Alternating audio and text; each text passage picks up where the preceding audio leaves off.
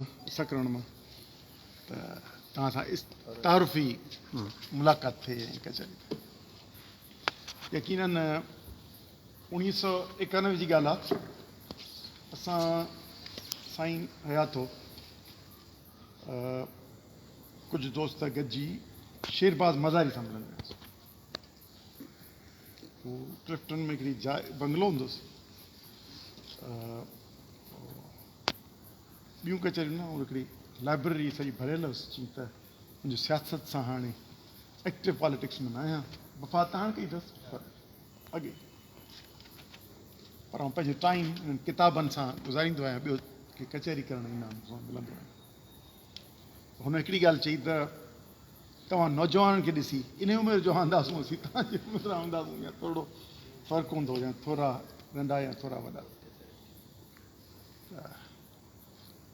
जी त असीं बि पंहिंजे वक़्त में हुआसीं तव्हां नौजवाननि सां मिली, ऐं मूंखे ख़ुशी थी थिए त असांजी शइ मुंतकिल थी अॻे नस्ल में बि, शेरबाज़ मज़ारी जा अॻे नस्ल में बि उहा साॻी शइ मुंतकिल थिए थो। यकीननि तव्हां सभिनी दोस्तनि सां नौजवाननि सां मिली उत्साह पैदा थिए थो। पाण हिक ॿिए मां ई उत्साह वठण वारा आहियूं।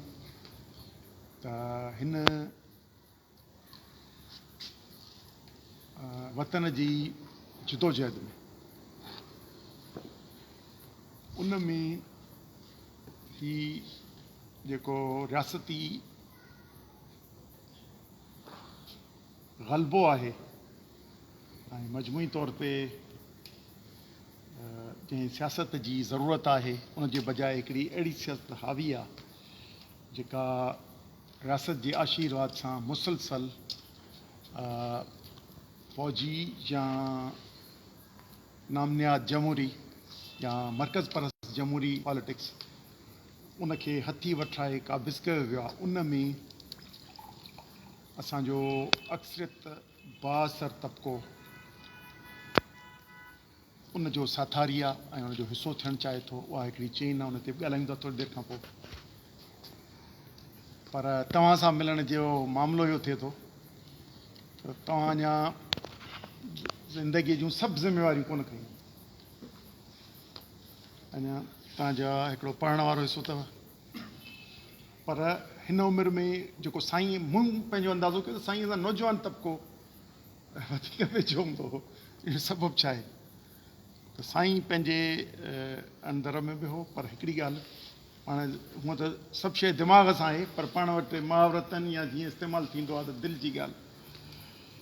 त हिकिड़ी ॿुधायांव, इहो साॻे वक़्त जी 91 92 जी हिकिड़ी ॿी ॻाल्हि ॿुधायांव जेका मूं शायदि दोस्तनि सां इलाही दफ़ा कई आहे, पर वरी तव्हां दोस्त नौजवान नए सिर थो करियां। हिकिड़ी का फॉरेन माई आई का सहाफ़िण, उन सहाफ़ी माईअ चयो त कचहरी कई। साईं तॾहिं अञा नज़र बंदि हो, ॿाहिरि कंहिं होटल में मिलियासीं